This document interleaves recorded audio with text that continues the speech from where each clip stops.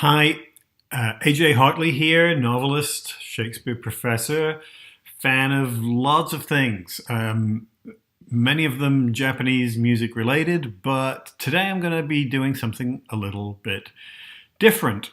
Um, Before I get to that, I'll include in the link below a place where you can check out my Patreon page and you can look for my new book, which by the time this goes live should be available for pre order. It's called Burning Shakespeare. It's a light-hearted, playful, time travel-y fantasy kind of adventure.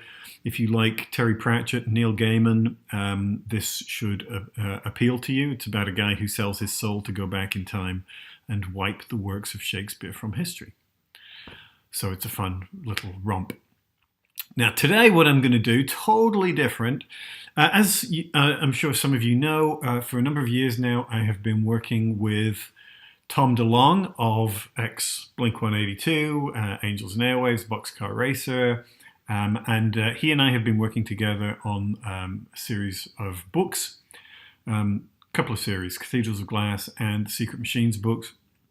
And for various reasons, lately I've been thinking a lot about creativity and how we find what we are going to produce as artists and how we find the energy and the drive to continue to produce in difficult times.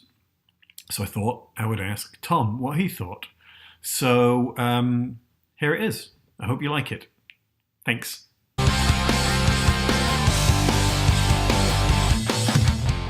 So what's going on? So Talk to me. So the last couple of years have been sort of strange for a lot of artists, right?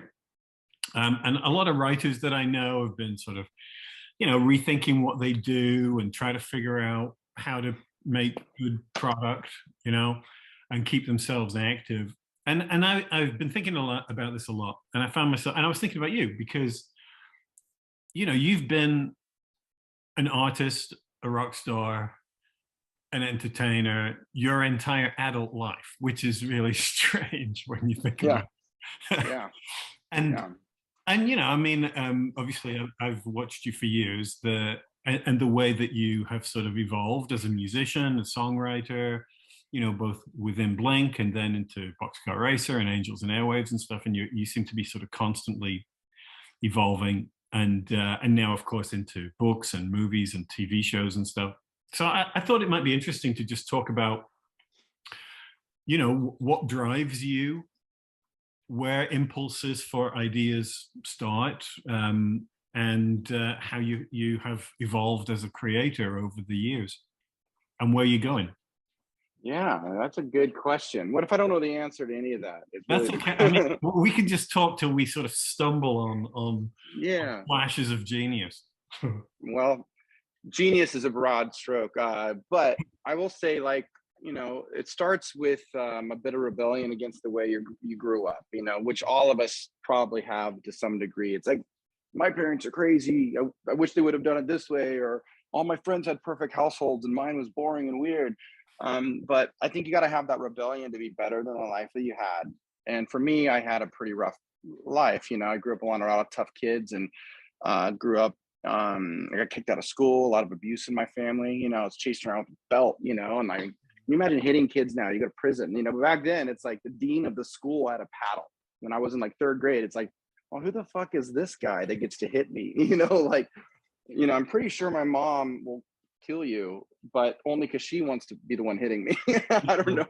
It's just funny, but you kind of get out of home life, and what I found is I felt better when I expressed myself. I felt an identity, I felt a drive.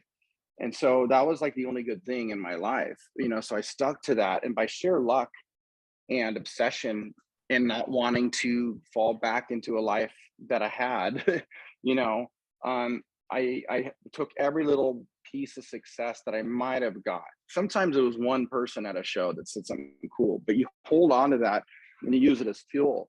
And then I think for me, the biggest change though, honestly, like to have a career in the arts, You know, you got to be fearless. Like, Mm. I remember with Blink, I felt lucky. Like, being good is a subjective thing. It's like, you know, we like their music, we don't like their music. So you can't really hold on to this idea that you're good, you know, because to me, there's always so many people that probably hate you for no reason at all. So it's like, you can't sit there and kind of go, but I'm so good at what I do because I sold some records. We all see like the one giant song come, and then we never hear that band again, or a giant movie and never see that actor again. You know, so I was very hyper aware that we have to continuously, you know, try to progress as an artist. And what that means for me was always like, how do I understand what people don't like about me and weed out the ones that I go, oh, I don't give a fuck about, you know, they hate the fact that I wear hats. Okay, who cares about that? You know, but if someone else says all their songs sound the same, Mm. you know, that's like, for me, is like, okay, why does that sound that way to you? Is it a punk rock thing? Is it a, like, you listen to hip hop, so of course, you know, or do you listen to really cool music and you like a little bit of everything and you feel that way about us? And so then I kind of go, okay, how, if that's something that I feel, then my version of progressing in that instance would be like, well, let me study something that has the same attributes as my art that I haven't really learned a lot about. So I grew up with Southern California punk rock music, but have I really dove into the Who? You know, have I really listened to like Mhm. what they do and how they did it? And if I know the hit songs, but you know, have I really done a deep dive on the Police? You know, like that kind of thing. And so that way, you know, it forces me to learn from others in a way that's consistent with the art that I want to do, but it's also progressing and hitting people that don't like what I do, but learning from that, and being fearless about it. But then there's one caveat here. Like, the only way art works, period, in my opinion, and I think this is true throughout whole time, I could think, is that if you're not passionate about your art, if you're chasing money, if Mm. you're chasing what's popular, it's not going to be good. Now you can, so I think there's like there's something here that I think is actually kind of important. Like, a lot of times you might be passionate about, like, hey, I really want to play punk rock music, and then all of a sudden, like, electronic music gets super popular. So then I'm kind of going, oh my god, I Mhm. gotta, Mhm. like, you know, I gotta turn my band to do this and come out with an electronic song. And you hear that all the time, Yeah. and you're going, what are they doing? You know, it's like, I mean, we saw that, you know, when Limp Bizkit, you know, back in the like 2000s was like big, and it's all over MTV. Blink was at the same time, but I remember Metallica Mhm. was for a minute chasing to sound like Limp Bizkit, and we're going, Metallica. Like, what are you doing? You know, like, why would you ever, like, lower yourselves to something like that, you know, like, when you guys are like, you know, you guys are good, you know. And so I think what's more important is, like, when you want to stay modern and you want to be progressive and something else is happening and your art feels antiquated, it's not to change, Mm. it's to find what you like about that and see how it can, like, influence you versus just doing it. So So, it's much better. Yeah, go ahead. but you make it sound like this is quite sort of conscious and deliberate and intellectual. Is it like an actual choice? You sit down and you figure it out, or is it just something you absorb organically and you evolve? No, I have always been a huge fan at not reinventing the wheel, but coming out with like a much sexier wheel, a streamlined wheel. Like, you know, it's kind of like, hey, we got Axiom this, wheel. like, yeah, we got this really cool long cable and it has electricity that goes through it. And then later on, someone's like, what if the cable was like made out of glass, like a fiber optic cable? So it's still a cable, but it's just kind of a lot better, you know? Yeah. It's like, that's kind of how I've always do it. So I do this kind of a very rational kind of approach, like you said, like, it's kind of like I'm decoding things. But for me, it's almost like, how do I not just put out the electronic song, but how do I add electronics to what I'm doing? And does that feel like it still hits my passion and my, is it authentic? Or my, because you got to, the first person that should notice if your art is chasing something is you. Mm. If you don't know that, then that's a taste issue and you should figure it out quick, you know, in my opinion. Mhm. And I try really hard to make sure I'm not abandoning on anything that I do who I am as a person. Mm. And even on Secret Machines, like the stuff you and I worked on together, um you know, it's funny. It's like, where's the dick jokes? Where's the skateboarders and stuff, you know? But it's still, as anyone knows me as you do, it's like Sugar Machines is very me, you know? Hmm. So I don't mind taking a left turn in my career with something like that because I feel it in my bones. Yeah. But if it's like, you know, if if Dune came out and it's super popular, am I going to go try to put out a movie right now that's like essentially the exact same thing except it's not a desert planet, it's a water planet, and they're mining the oceans or something, you know, whatever. Like you don't want to copy stuff, you know, Yeah. but you might look at it and kind of go, but what's cool about it is that it's a complex story about, you know, in different cultures interacting with each other over a resource that really makes you choose morality over commerce. You know, it's like you can Mhm. find something in there that go that that's a storyline that has attributes that can really work well. And then I would sit there and go, and how do I apply it to a skateboarder and punk rock and dick jokes? You know, how do I make it epic? No, so I mean, obviously, you know, over the last, how long have we been doing this? 7 years, 8 years or something? who's counting, AJ? Who's counting? Some of the readers are counting. Yeah, that is true. They are. Um, you obviously have a very sort of both a visual sensibility and a narrative sensibility. So sometimes it seems to me like it's almost surprising to me that you got your start as a musician. Do you think when you're writing songs, do you think in terms of story? Do you think in terms of images? I think in terms of images, like I write a lot of songs in my head, like, which is weird because all the riffs and all the different elements, I can picture them as Tetris blocks, you know. And the basic way of describing that is like, you know, if you have a bass guitar, it's like this low shape, and then you have a guitar thing that's like a higher pitch shape. The vocals might fit here as long as those things aren't in the way. So you carve out the middle, then you add some sprinkly things up here, and I can picture those Tetris blocks and go, okay, that's a song, you know. Um, Does but that at the shape same, come before the lyric, before the before oh the yeah, yeah, yeah. yeah. And it's not until I get moved by the emotion of the music, then I kind of go, okay. So then I move to vowel sounds, which is Huh, still shapes that fit. yeah, And then I move to a couple words. And then if I like that, then I go in that direction to see what the universe is telling me to say, you know. But that's really what I've interesting. learned was it's weird, but I do the same thing with all these stories and the films we're doing. It's like I'm not like I'll never have a skill set like you, like in the sense where you can get down and really hone in on really tiny things about a character and their environment. Like that is not me. I'm very much Jackson Pollock, you know, where you just like throw something, I go, that's cool, you know, like but I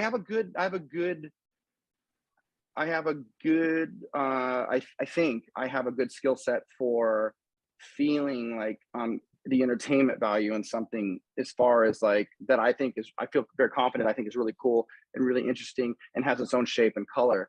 And so I really love doing that with people like yourself where you hold the skill set where you can get down and write the novel. But I love kind of blurring my eyes, stepping back with you and kind of going, Mhm. where's the ups and downs, the peaks, the valleys, where's the twist? And Yeah. then I look at like, you know, our big set pieces and go, you know, this is in the mountains and this one's up in the sky and this one's in a city. And I kind of go, whoa, this is cool. We have scope. It's interesting. We have twists. So I'm really good at that upper level, which is more of a producerial role. Yeah. Um, you know, and that applies really well for film. You know, it's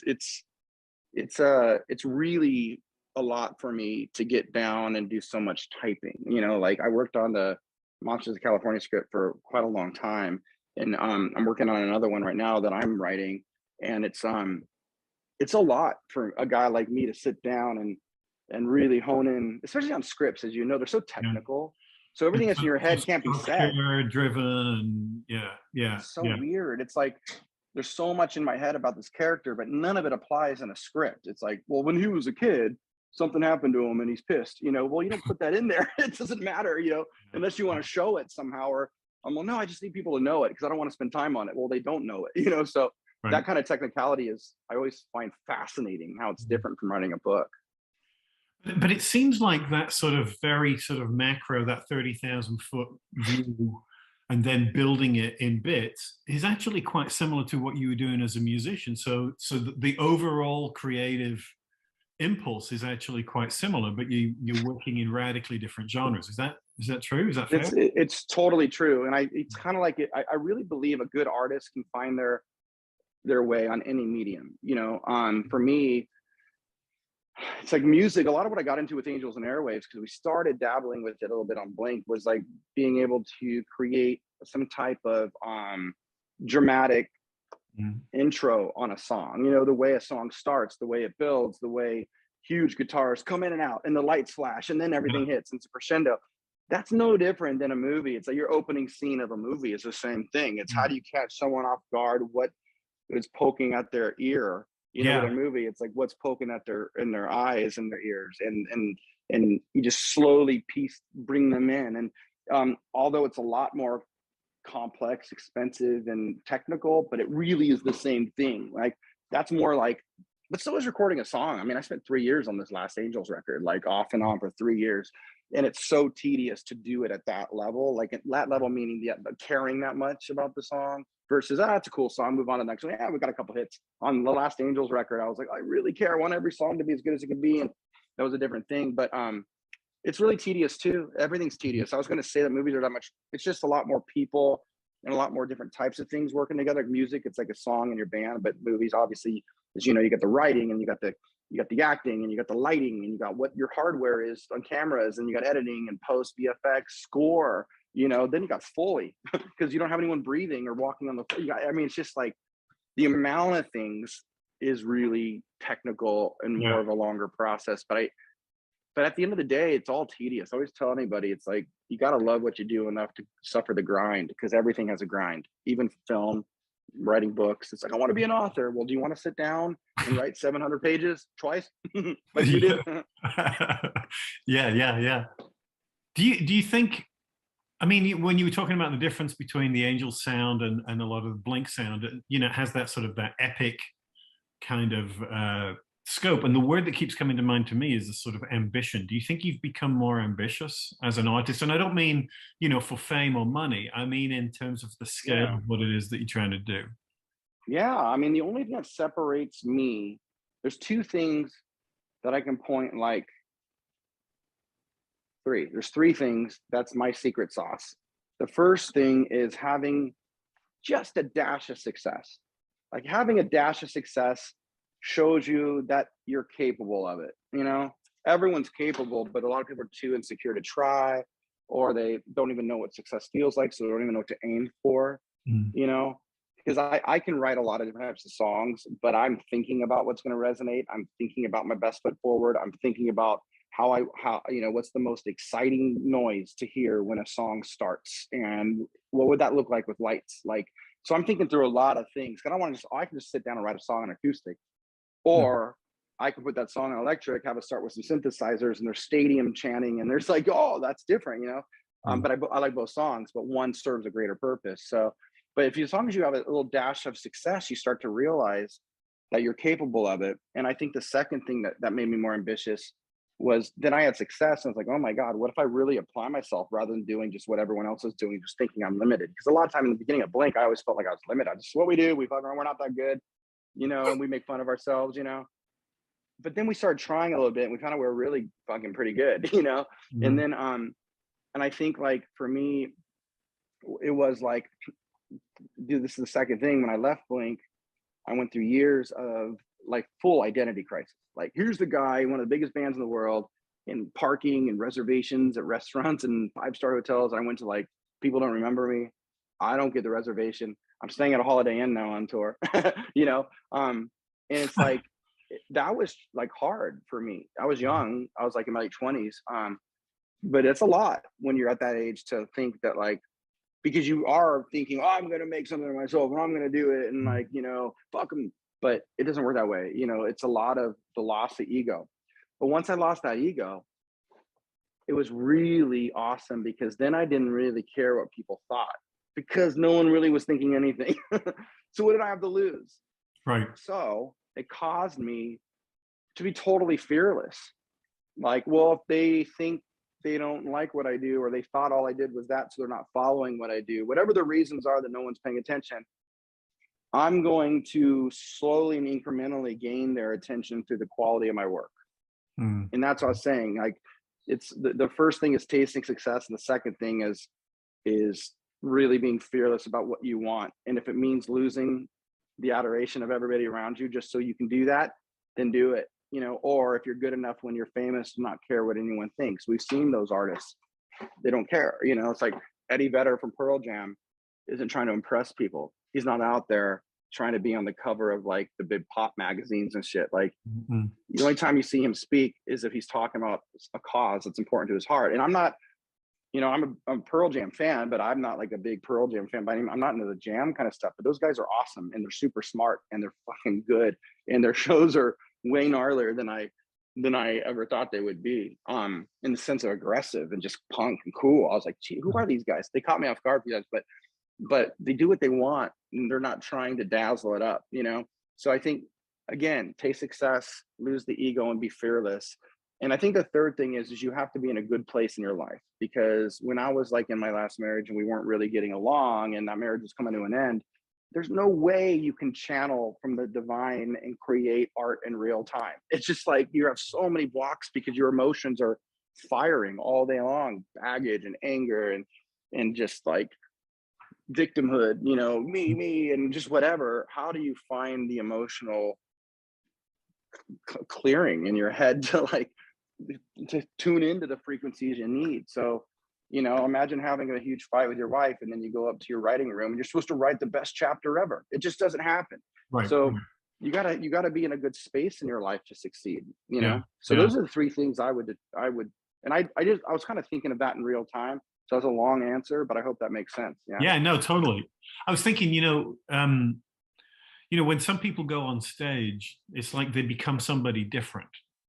There's a persona, just in terms of what you were just saying about, what's going on in your personal life and stuff like that. Is performing live for you like that, or do you still feel like you're Tom? I'm very much me now. For a while I wasn't. So when Angels first started, I remember being just so angry and just so upset that I remember that I wanted to be taken seriously as an artist. So I go so far to one side, and I wasn't totally myself because of rebelling against what I think people thought of me and wanted me to be. You're the funny guy, dick jokes, run around, do whatever. No, I'm a serious artist, you know. But then now when I look back, I go, whoa, is that guy insecure? Whoa, is that guy not know who he was? Whoa, is he searching? It was funny. Then we did all the Secret Machine stuff. And again, people thought I was totally nuts, got involved with all these government people. And then when that started coming out, like the enormous credibility that came where, wait, is he not crazy? Wait, maybe he's not the dumb one, you know? And so then I felt really good about myself because I did something and started something I really think is going to change the world, and it already is, you know? And that gave me like a tremendous like confidence in my soul, that if people don't understand my reasons for leaving the band in the first place, and they don't understand my reasons for getting into like weird UFO shit, or understand my reasons of working with the government, but now they're starting to understand that I do what I want, I follow what I believe in, and I'm not an idiot. I'm pretty savvy, you know. And even though I say crazy things and I fuck around a lot, but so that little confidence, which is, it's not that I'm trying to be like, okay, now all of a sudden I care about what people think of me. It just kind of came on its own. And so what happened is when I went back and did Angels and Airwaves on stage for the first time, but not this one even the one we just did too, but it was really bad like a couple of years ago when I did our first tour, a year and a half ago, whatever. I went back to become the more complete version of myself. I wasn't Mr. Serious guy on stage. I was like kind of half and half, and a lot of dick jokes and a lot of stupid shit. I remember feeling like, this is me. This is why I work with AJ on a book called Secret Machines. But this is also why I'm on stage and saying funny jokes about the first time I tried to kiss a girl and it went horribly wrong or something, you know? And so I felt like I finally feel like me again on stage. I didn't for the longest time for those reasons, you know? Some bands are different though. They get up there and they're like, they become maniacs. Like the power and that energy makes them feel so full, it's so narcissistic, and like, and I play to them all the time. Like they get up there and and they drink and they're chanting and they're like, me, we the fuck burn the place down. And then like everyone breaks everything, and then the crowds leave and the cops are there and that guy's there like sweeping up after the show. I'm sorry, I don't know what I said. You know, I've been that guy. One time I had to stay after because I told all the kids, like thousands of kids, to throw snowballs and shit. Well, they threw him at the stage, and so I felt so bad because we're on the Warped Tour, and I knew everyone there. I was like sweeping up everything afterwards, and like it wasn't very full. It wasn't very punk, you know. Yeah, so I don't know. That's great. Do you think you're well? Do you think there's any part of the sort of musical world that you would happily walk away from? Or do you think you will always be a singer, a songwriter, and a performer? Is that, you know, when I announced that I said on Twitter, I'm going to do an interview with Tom. And a couple of people said, well, you know, you're going to talk about aliens? And I said, well, we're going to talk about being creative. And they're like, well, we just want you to talk about aliens. And I thought, is that, I wondered, what do you think about that? Is that, I mean, do you feel like Well, the art is inseparable from the other stuff? Is it? you know, it's funny when I just literally 2 years ago, which was it was like a 6 year period. I was done. I wasn't playing music at all. I was starting the company. I was like, I was making music and putting it out, but not tracking it to be anything. It was just like I literally, when I fell in love with my wife now, like I remember like 4 years ago, I was like, I don't think I'll ever play again. That's not something. I'm involved in this and whatever.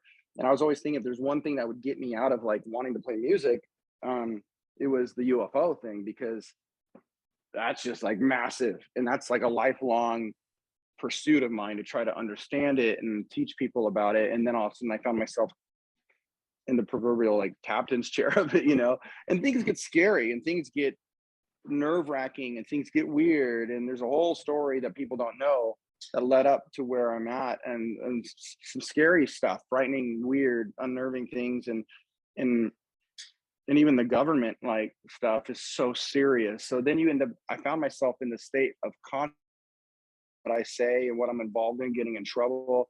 You know, people from Russia that are trying to hack our shit, spies from Russia showing up at our events, and like people telling me I need to be careful, not getting people's cars and shit, and like important people saying that to me, you know, like, so then I kind of go, what am I really good at? And where am I best used in this situation with this subject? And kind of found it's after we got it all to come out and I made my first movie, I kind of realized I think I'm pretty fucking good at this storytelling around this stuff. And that's where I should do it. Like I shouldn't be focusing on being over in DC and meeting people anymore. Like that stuff's doing its job. I don't hold any weight over there anyways. And so when you ask me, like, do you ever see yourself not playing music? There's a period of time where I really thought I wouldn't. And there's a period of time where I got so into all the government type stuff with my team that I thought that's where I was going to be. Am I going to be wearing a suit, going to meetings at the Pentagon someday or some shit? Like, I'm so happy I'm not. But for a while, you know, yeah, it's like, it's almost like your first record's going platinum. I got these goggles on, they're just this big. You're, whoa, what's going on? Where am I? How did I end up here?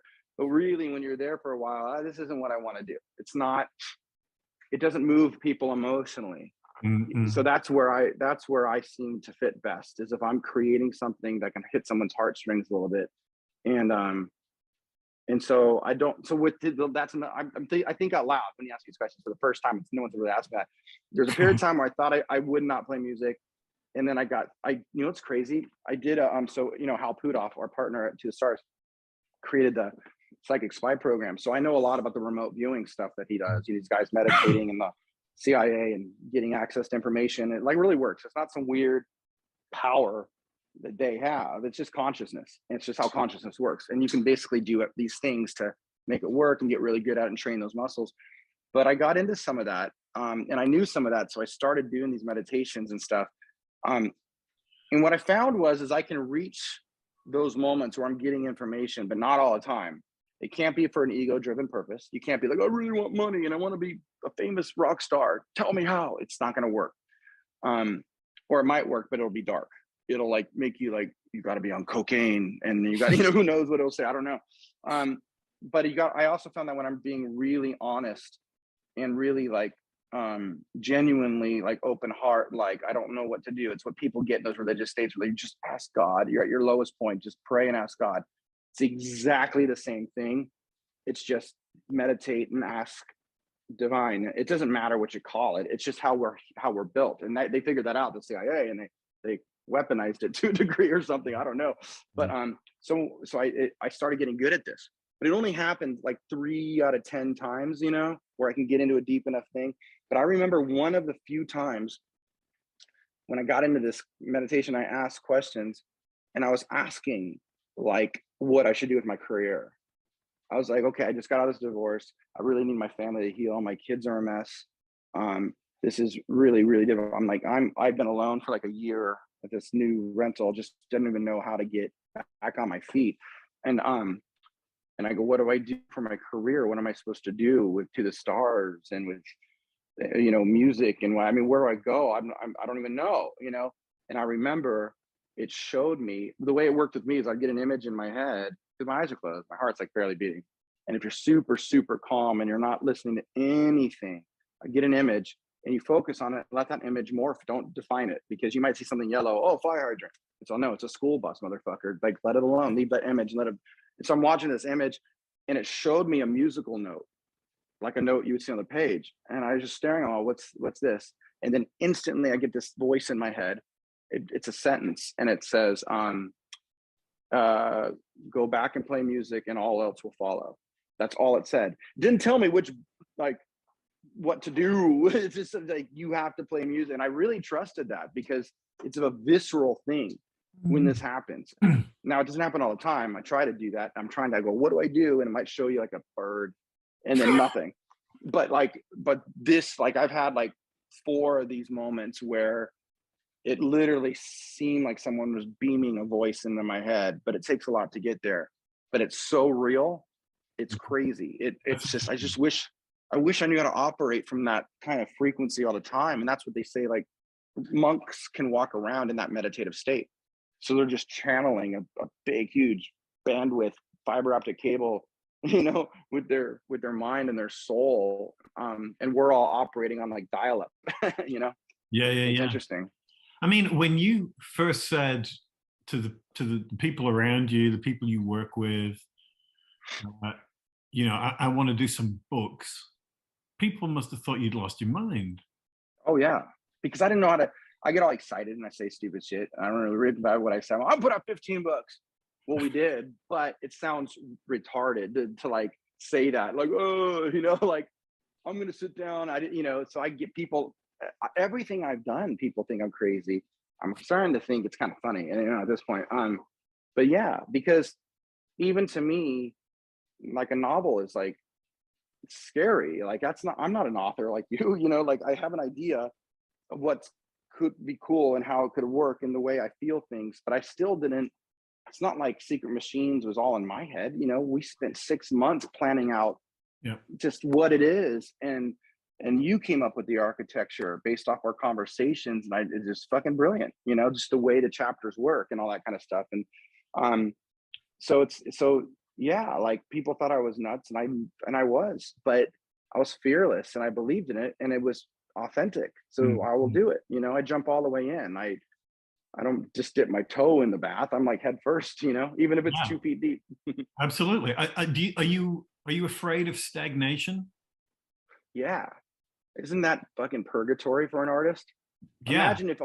Imagine if every day you just stare at your fucking keyboard, but you don't actually type on it, you know, but you have all these things in your head. The idea of not being able to create is a real scary thing for me. Or to have to keep creating the same thing.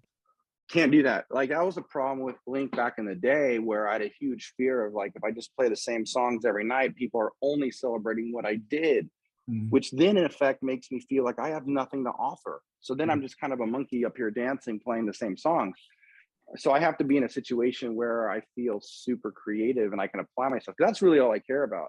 I don't care about the fame and the money part. I mean, obviously I want to have like a nice house, or I want to be able to go on vacation. That'd be awesome. I'll work hard enough to like live comfortably, but you know, I'm not going to work hard enough to be a billionaire. You know, I'm not going to work hard enough so I can have people cheering at me every night. It's a rush. But honestly, like, if I do a piece of art that I'm proud of, I'm watching it or listening to it on my own late at night, where I might get a tear in my eye and I'm smoking pot or something, and I'm like, this is rad. I did this. Are you kidding me? I was a part of this. You know, that's the extent of why I do things, because then I feel it the way someone else could potentially feel it. And that's what really gets me excited. Yeah. So you don't necessarily feel the pressure of the fan base or whatever pushing you towards certain kind of things and away from other kinds of things. I see it and I understand it, but it doesn't change it because I've really gotten through, like, after like the breakup of the band back in the day and the breakup of my last marriage and stuff, you know, I've got those like that scar tissue from life experience. Mm. I'd like be a really good grandfather right now, you know, I'd be a really good grandpa. I would be like, I know everything. I'm going to tell you how it was, how it works, you know. So I just know at this point, it's a really visceral knowing that happiness has nothing to do with fame or money. Happiness has nothing to do with what people expect of you or how much you can wow them with what your capabilities. Happiness has to do with you creating something that affects other people in a positive way. And that could be a coffee shop. It could be just a book club on your street, or it could be a movie or a book, a song. It could be a friendship. You know, it's wherever you're creating. What people don't understand, what's really interesting, because I just got into all this stuff because I had to write this voiceover for my first film, Monsters of California, and it's kind of like something that sums up like the movie, but it's dealing with all this paranormal stuff and consciousness. But what's interesting is on a quantum level, like everything in time is happening at the exact same moment, past, present, future. So what we see as physical reality, like look out your door and you see your street and the trees and other houses, but imagine if you kind of like just turn your head and it goes and you see that same location, but it's 1940. Turn it again and it's 1700. Turn it again, it's the year 3000, but it's the same place. And you can just kind of look through every timeline. That's all happening at the same moment. And what you end up actually seeing is all you believe is possible. That's not how it works. What they said is your brain is a transducer.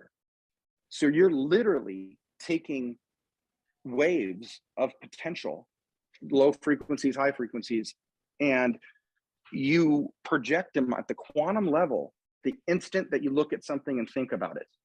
And then it imprints it on a universal kind of hard drive that somebody else can now go to the location and see the same tree that you put there. So they're like, well, does a tree make a sound in the forest when it falls? No, it's not even there until a human is there to put it there. It's wild. So now they're going, oh my God. So if consciousness is literally the energy that is everywhere, that's omnipotent, the way we could say God is, omnipotent, the way we say God is. It's what powers the atom. It's a sea of energy that powers the individual atom. That you're telling me that we can tap into that sea and our brain just pulls that fuel and we can project like war, a dictator, an abuser, love, happiness, a child, a tree. And so then they did all these experiments called the double slit experiment where they're shooting photons through one of two slits, like on a plate. Just one individual photon. They were like, it's only going through the slit that we observe. Like the scientists, if they were looking at the left slit, the photon goes to that one or the right one, but it was literally only to do with their mind. And on the plate that it would get collected on, it was dotting the plate, each one dot, dot, dot. And it was a wave, waves of probability. It's all these crazy energy waves that only your brain can tune into. So when you tune into like you know, a burrito, it's it's you're literally thinking and tuning into and getting rid of all the other staticky waves around it and getting a hi-fi signal to something you're imagining from the past or whatever you think. You're just imagine it, and then if you knew, you could actually materialize the burrito in your hand. But we don't know how to do that. But then a kid does it. Like kids like Edgar Allan Mitchell, I think I told you this a long time ago, when he went to the moon, he came back and he was just like, something about consciousness is a big deal. And he had this epiphany. So he started this this institute called the Institute of Noetic Sciences or something. It's all about consciousness. So Edgar Allan Mitchell, a PhD, Apollo astronaut, gets all these other PhDs. And one of the first things they studied was Uri Geller was around TV, the psychic bending spoons in his fingers, melting spoons. They're going around, they kind of find out, is he lying? Is he not? We can't actually tell because we know he's lying here. Looks like he's really doing it here. So we don't really fucking know. But what we do know is when we go around all the houses of kids watching this dude on Johnny Carson, they don't know he's lying. So the kids are really doing it. So I don't know, look, he can do it, I can do it. Because no one told the kids it's not possible. that has to do with faith and belief and manifestation. Well, everyone knows, how do you manifest a good life? That sounds weird. It's new agey. No, it's actually physics. It's literally actually physics, that on the very fundamental basic quantum level, the only way for a physical matter to exist is for a human to transduce the waves into physical matter. And if you don't, someone else will do it for you, and then you're kind of fucked, you know, and then you live in a world that you can't mesh with, you know?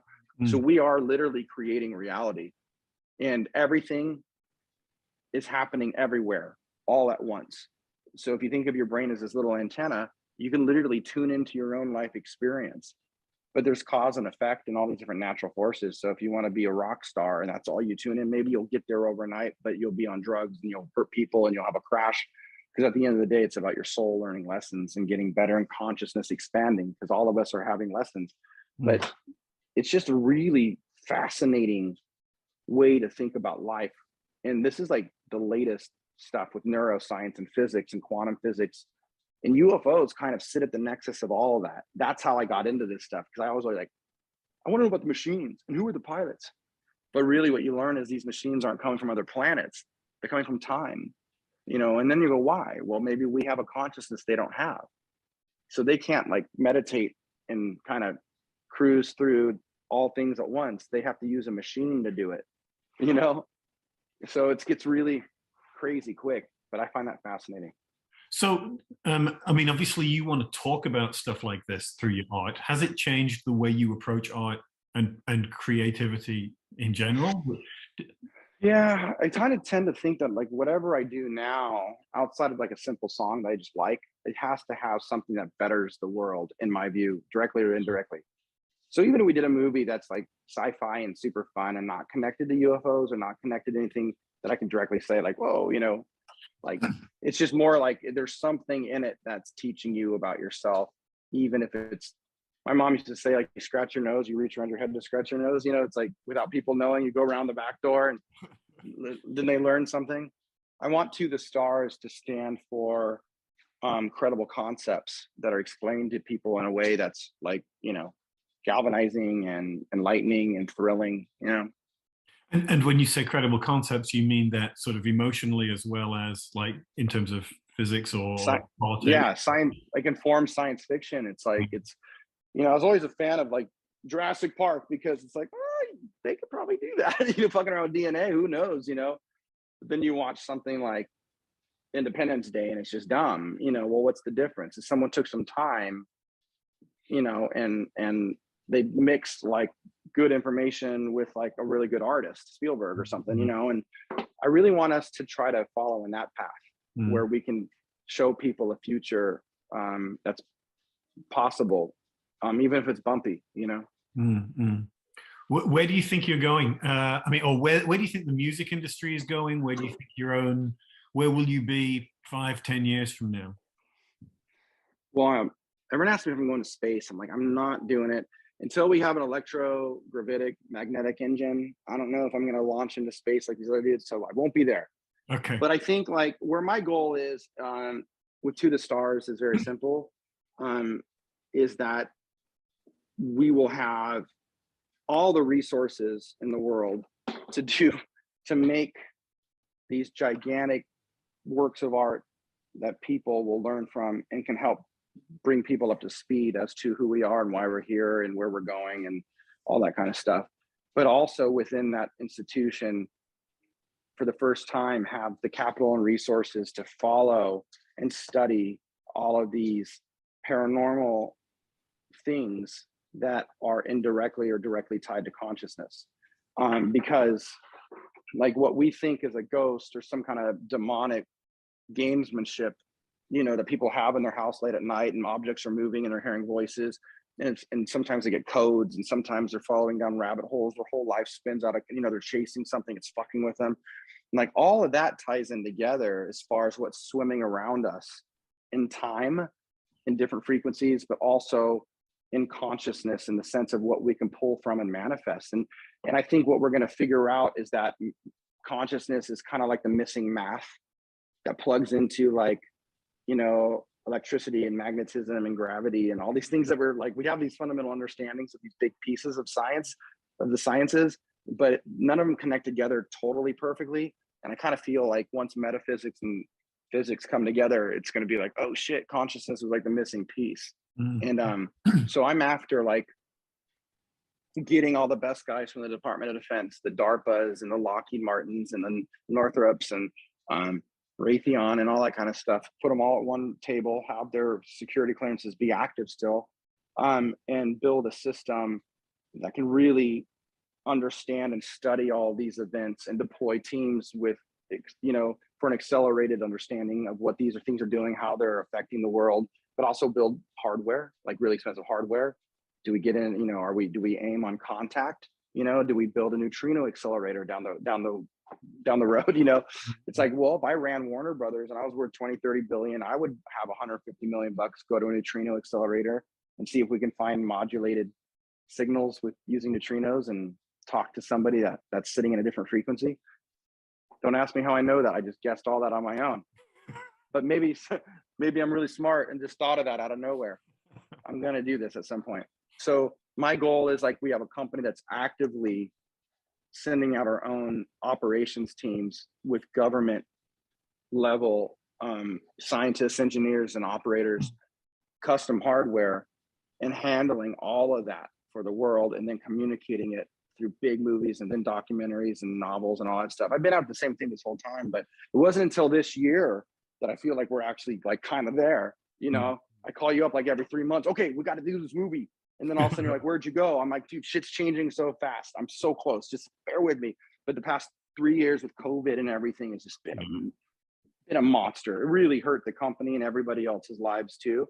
But it actually created an opportunity where now it's like, holy shit, like we're really good shape at the company for the first time in years because of all the COVID stuff. So I'm really excited. So we're gonna be dropping some big old bombs this whole year. So can you give us any sort of teasers about what is on the horizon, or is that secret? Lots of stuff. We have and I have to ask you about Secret Machines 3. Yeah. Well, that's okay. Well, yeah. So we are in the mix. We have a whole bunch of things going on. We have like 10 different major features that are in the works. Everything from, as you know, Cathedrals of Glass, Secret Machines, Poet Anderson, Monsters of California, a bunch of other ones that I don't think we've released titles to, all really big things. And as you know, even Secret Machines is a very exciting thing that I think we're going to have pretty major announcement on here pretty soon, probably within weeks.